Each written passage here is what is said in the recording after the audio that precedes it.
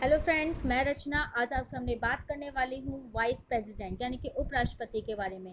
कैसा होता है उपराष्ट्रपति का पद, क्या क्या शक्तियाँ होती हैं, क्या उनके कार्य होते हैं, आज हम सब पर इनके बारे में बात करने वाले हैं। सबसे पहले हम बात करेंगे कि उपराष्ट्रपति का जो पद होता है वह देश का दूसरा सर्वोच्च पद होता है। जैसे कि हमने देखा है कि जो राष्ट्रपति का पद है या जो राष्ट्रपति जी को हम हमेशा कहते हैं कि वो फर्स्ट मैन के नाम से जाने जाते हैं, तो उसी तरह का जो उपराष्ट्रपति है वो देश के दूसरे सर्वोच्च पद पर माने जाते हैं, यानी कि सेकंड मैन के नाम से उनको जाना जाता है। उनका पद राष्ट्रपति के बाद आता है और संविधान के अनुच्छेद 63 से 71 तक उपराष्ट्रपति पद से संबंधित सारे के सारे प्रावधान दिए गए। यहाँ पर ये क्वेश्चन तैयार हो जाता है कि अनुच्छेद कौन सा है। 63 टू 71 का अनुच्छेद दिया गया है।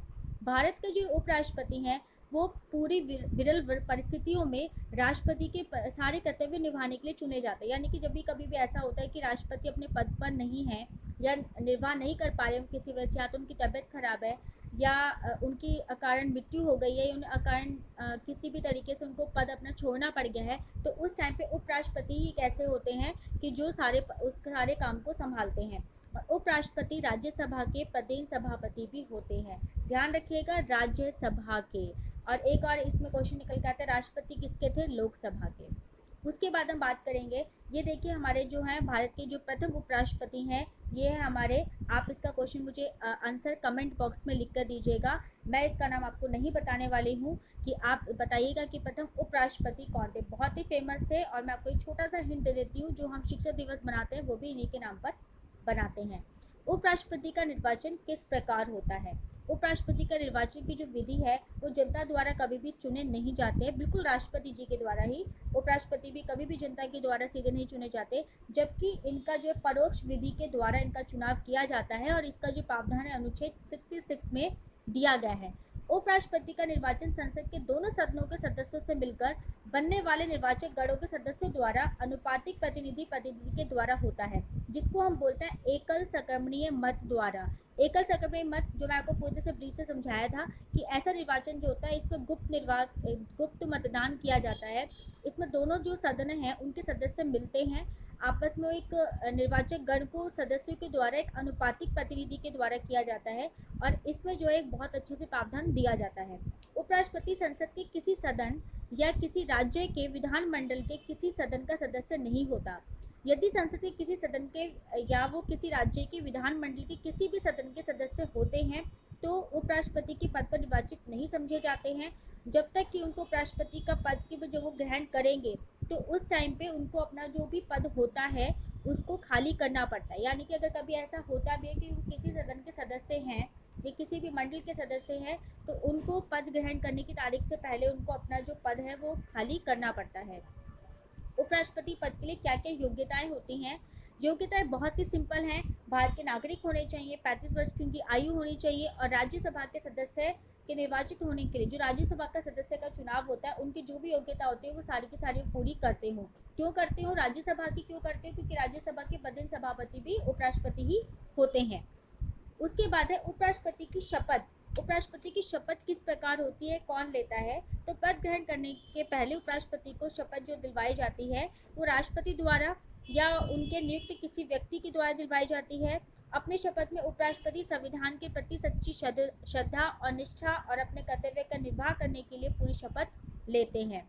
उपराष्ट्रपति की कितनी पदावधि होती है और उनके हटाए जाने की क्या प्रक्रिया होती है, अब हम इसके बारे में बात करने वाले हैं।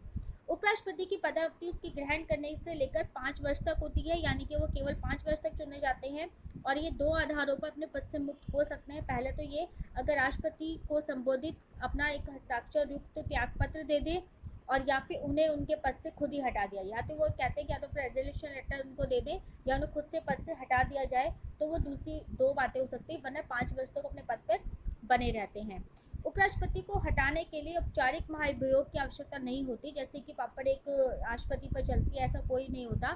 राज्यसभा द्वारा संकल्प पारित कर पूर्ण बहुमत द्वारा इनको हटाया जा सकता है, अर्थात सदन के जो भी कुल सदस्य हैं 50% कुल सदस्य, ध्यान रखिएगा जो प्रेजेंट है उनकी बात नहीं हो रही है कि उपस्थित सदस्यों की बात नहीं, यहाँ पे जो कुल सदस्य हैं 50% और प्लस 1 वोट, ठीक है, तो आप इनको मतलब हटा सकते हैं। उनकी क्या क्या प्रक्रिया है? कम से कम 14 दिन पूर्व, जो भी उनका 14 दिन पूर्व उपराष्ट्रपति को हटाने के लिए एक संकल्प को प्रस्तुत करना पड़ता है। राज्यसभा में उसको रखा जाता है और उसके बाद राज्यसभा में समस्त जब सदस्य संख्या के बहुमत पारित किया जाता है, उसके बाद लोकसभा में सिर्फ और सिर्फ उसको साधारण बहुमत की जरूरत होती है और साधारण बहुमत से उसको पूरी तरीके से मंजूरी मिल जाती है। उपराष्ट्रपति के कार्य क्या होते हैं? मेन है कि उनके कार्य क्या होते हैं। कार्य देखिए, वे राज्यसभा के प्रधान सभापति होते हैं, जो कि मैंने आपको बताया था। उनकी शक्तियां वे कार्य लोकसभा के अध्यक्ष की भांति होती हैं, लेकिन राज्यसभा का सदस्य वो बिल्कुल भी नहीं होते हैं। जो राष्ट्रपति का पद अपने पद उसके त्याग पद, महाभियोग, मृत्यु तथा अन्य कारणों से रिक्त हो जाता है, तो कार्यवाहक राष्ट्रपति के रूप में भी कार्य करते हैं। इसके अलावा कार्यवाहक राष्ट्रपति के रूप में अधिकतम 6 महीने तक की अवधि तक कार्य कर सकते हैं। भाई अगर जैसे राष्ट्रपति का पद अगर खाली हो गया है, किसी वजह से उनका कोई इलेक्शन नहीं हो पाया, कोई भी प्रॉब्लम, 6 महीने तक उस कार्य पर कर सकते हैं। नए राष्ट्रपति का चुनाव भी हो जाना आवश्यक होता है, लेकिन किसी भी तरीके से अगर वर्तमान राष्ट्रपति की अनुपस्थिति है, बीमारी है या किसी भी अपने कोई और दायित्व को निर्वाह करने के लिए वो असमर्थ हैं, तो उपराष्ट्रपति राष्ट्रपति के पुनः कार्य पर लौटने के लिए कर्तव्यों का निर्वाह करते हैं। कार्यवाहक राष्ट्रपति के रूप में कार्य करने के दौरान राष्ट्रपति राज्यसभा के सभापति के रूप में कार्य नहीं करते। ये बहुत ही इंपॉर्टेंट है कि जब भी जो उपराष्ट्रपति हैं वो राष्ट्रपति के रूप में कार्य करते हैं, तो वो राज्यसभा के सभापति के रूप में कार्य नहीं करते हैं। इस अवधि में उनके कार्यों का जो निर्वाह है वो उपसभापति द्वारा किया जाता है। तो जो भी उपसभापति को नियुक्त किया जाता है वो सारे कार्य वो करते हैं। तो हम कह सकते हैं कि इतनी इम्पोर्टेंट इनकी कार्य प्रणाली थी। ये आपके सामने लिस्ट है कि सबसे पहले यानी कि 1952 से लेकर 2017 तक लास्ट जो अभी तक 2020 तक कितने वाइस प्रेसिडेंट आ चुके हैं और उनके नाम है, उनका टाइम पीरियड दिया हुआ है। तो आप इसको नोट डाउन कर लीजिए। क्वेश्चन यहाँ से भी आ जाता है कि कम से कम फर्स्ट, सेकंड और जो लास्ट जो आपके जो प्रेजेंट में है उनका तो आता ही है। जो अभी प्रेजेंट में कौन से हैं आप उसको भी कमेंट बॉक्स में लिख के दीजिएगा। Thank you so much.